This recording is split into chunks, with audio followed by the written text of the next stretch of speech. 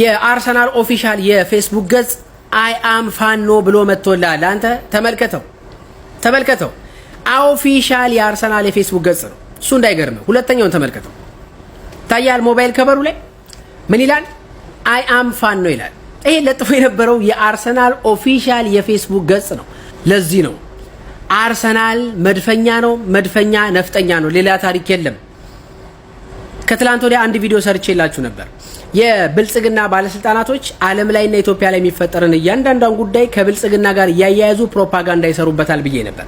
እንዳልኩትም አልቀረም ብዬ ነበር ማለት ባይመቸኝም የብልጽግና ባለስልጣናቶች አዳነች አቤቤ፣ ተመስገን ጥሩነህ፣ ከጅማ የመጣች አንድ ኮልኮሌን ጨምሮ እያንዳንዱ የአርሰናል ማሊያ እየለበሰ እንኳን ደስ አላችሁ የብልጽግና ጉዞና የአርሰናል የዋንጫ ጉዞ ተመሳሳይ ነው እያለ ፖስት እያደረገ ነው። የመንግስት ሚዲያዎች በጠቅላላ የዛሬ ወሬያቸው ስለ አርሰናል እጅግ የሚገርም ጊዜ ላይ ነው የደረስነው። ብልጽግና ባገኘው ነገር ሁሉ ነው ፖለቲካ የሚሰራው። እኛም ባገኘነው ነገር ሁሉ ብልጽግና ላይ ጎል ለማስቆጠር ፖለቲካ እንሰራለን። እውነታው ይሄ ነው። አንድ ፎቶ ደግሞ ላሳያችሁ። ይሄ ግንቦት 1983 ነው። በዚህኛው በኩል ያለው ፎቶ የደርግ ቤተመንግስት ወይ ደግሞ የሚኒልክ ቤተመንግስት ተሰብሮ እንግዲህ የኢህአዴግ መድፍ ሲገባ ያሳያል።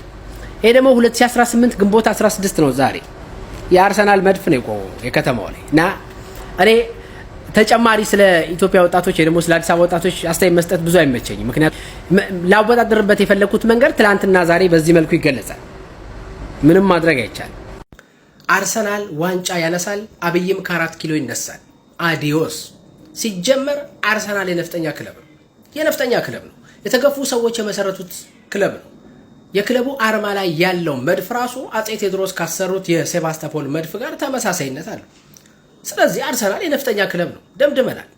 አይችልም መባልን፣ ሁልጊዜ ደርሰው ይመለሳሉ መባልን፣ ሁለተኛ መሆንን መልመድን የ22 ዓመት ጥበቃ ሰብሮ አሳይቶናል። ትግላችንም አይችሉም ስንባል፣ አይሰባሰቡም ስንባል፣ እዚህ ጋር ሞቶ ይቀራሉ፣ ተሰባስበው መሄድ አይችሉም ስንባል መተን የመሰረትነው ትግል ነው። ደርሰው አሳይቶናል። ደርሰን እናሳያቸዋል። ሰሞኑን የብልጽግና ሰዎች በጣም በሚገርም ሁኔታ የአርሰናልን የዋንጫ መብላት ጉዳይ ወደ ራሳቸው እየወሰዱ የተወሰኑ ሚኒስትሮቻቸው ከዚህ በፊት ያደረጓቸውን ቃለ መጠይቆች እያመጡ በዚህ ሰበብ ፖለቲካ ለማትረፍ ይሞክራሉ።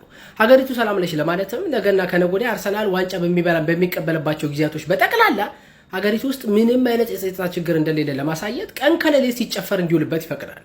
ስለዚህ በዚህ ክለብ ዋንጫ መብላት ፖለቲካ የሚሰሩ ከሆነ እኛም ደግሞ በዚህ ክለብ ዋንጫ መብላት ፖለቲካ እንሰራለን ማለት ነው። የቴዲ አፍሮ አልበም ጉዳይ ላይ አስተያየት ሰጡኝ ተመልክቻለሁ። እኔ ኮሜንት የማንበብ ልምድ የለኝም፣ ነገር ግን አስተያየት ሰጡኝ ተመልክቻለሁ። ማወቅ ያለባቸው አንድ ነገር አለ። እኛ ብሔርተኝነታችን ያተርፋል የምንልበት ቦታ ላይ ሁሉ ጊዜ እንገኛለን። ሁሉ ጊዜ ለምን የቁማር ቡድን አይኖረንም? ባንዲራ ይዘን ወተን ነው የምንደግፈው። የኛ ጥቅም ይገኝበታል የምንልበት ቦታ ላይ በጠቅላላ እኛ ማሮች አለ። እንዳትዘናጉ። አብይ ፕሮፓጋንዳ ሲሰራ የሱን 5-6 እጥፍ ፕሮፓጋንዳ እንደምንሰራ ሁሉም ሰው ማወቅ መቻል አለበት። ስለዚህ አርሰናል የነፍጠኛ ክለብ